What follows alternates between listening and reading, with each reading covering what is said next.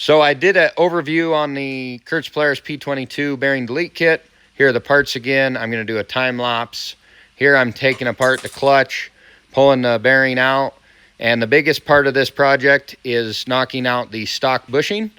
I heat up the movable sheave, knock it out with the Polaris tool, and I prepare it for the new one. So I'm going to heat it up again and knock in the new bushing that Polaris has, again with the same tool.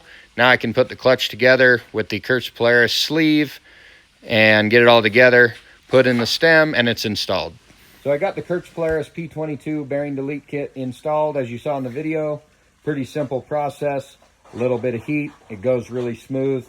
All of the tools are included.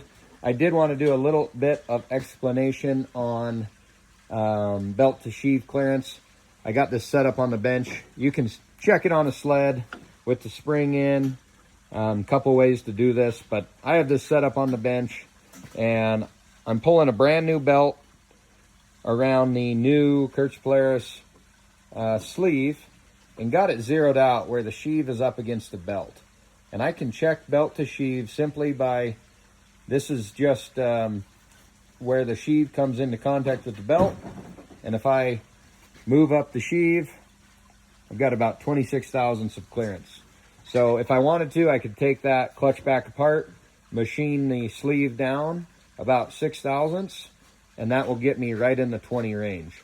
I do want to mention, anytime you're doing belt to sheave, you want to do, you want to check it with the weights that you're going to run. So there's several options on the P22 now.